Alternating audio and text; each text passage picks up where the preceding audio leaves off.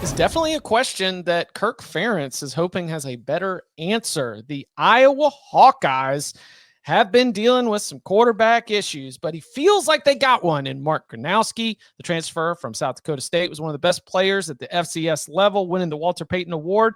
He joins a program that, even with the quarterback issues, 10 wins 2 years ago, 8 wins last year. Now, the win total over at FanDuel Sportsbook is set for 7.5, with the over at plus 122, the under at minus 150. DK, this is your guy. This is your team. Is this a no-brainer for you, or did you have to all day long? Just give me the over on this one. It's not even a thought goes into it. They have had some of the worst quarterback play that we've seen consistently, like over the past 7 or 8 years of any program, and yet they've still been a team that can rattle off 8 or 9 wins every year. Phil Parker, one of the best defensive coordinators in the game. You can try to trust their offensive line play. You can trust that there's going to be a running back or two that emerge. Mark Gronowski is going to be a difference maker for him. I've got him easily over the 7.5.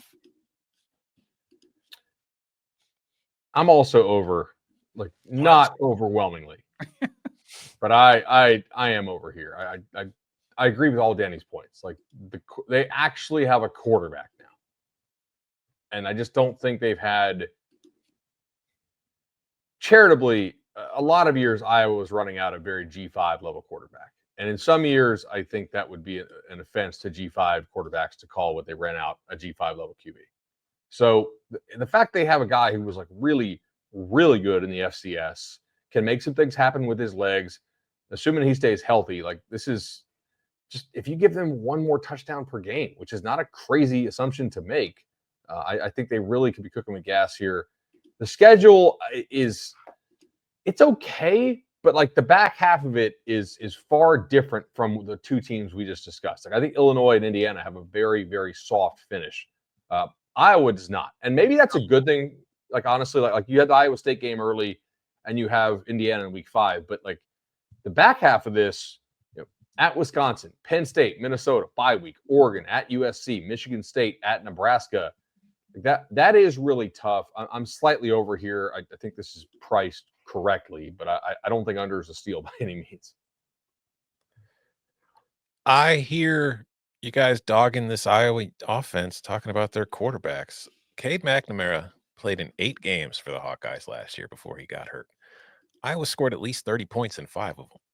Iowa finished the season averaging 28 points per game. Iowa's offense was not the problem last year.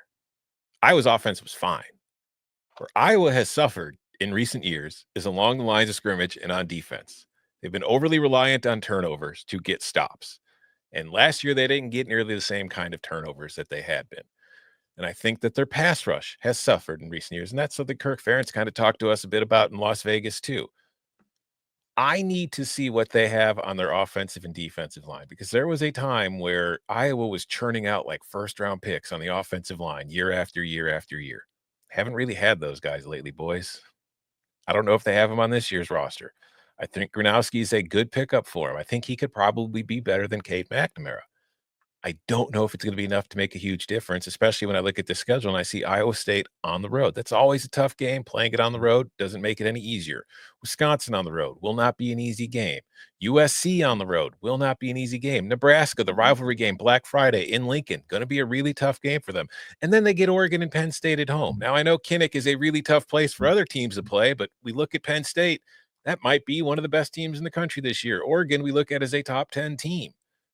I've got this team going 7-5. Give me the under. Since 2020, when they've scored at least 21 points, their record is 32-1. I love that. I'm glad you got that one ready to go.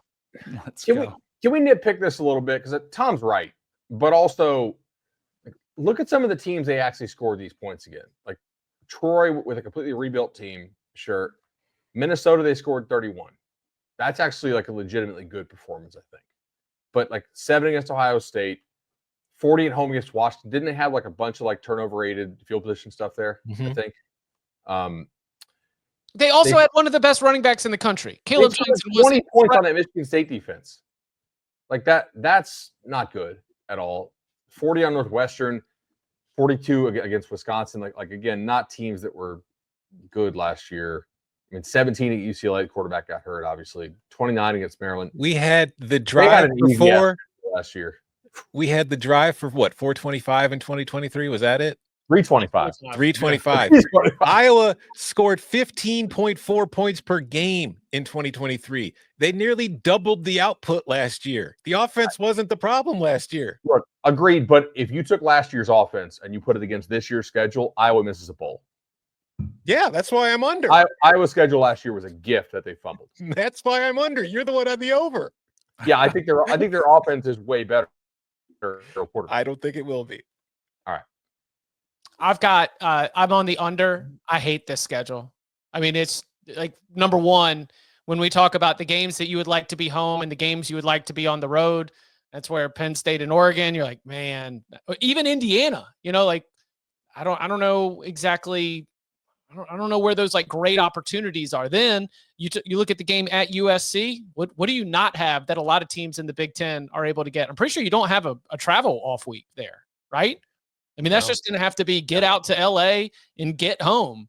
And while I don't think that highly of Michigan State, they're not nothing. So I don't think it's a great schedule. Really don't like the way it finishes. Obviously, the bones of a good football team are there. I'm excited to see how Gronowski can play because of how excited Kirk Ferentz sounded. But I'm on the under at 7.5. Not rushing to bet a -150. But Tom, like you said, I just see 7-5 at the end of the season.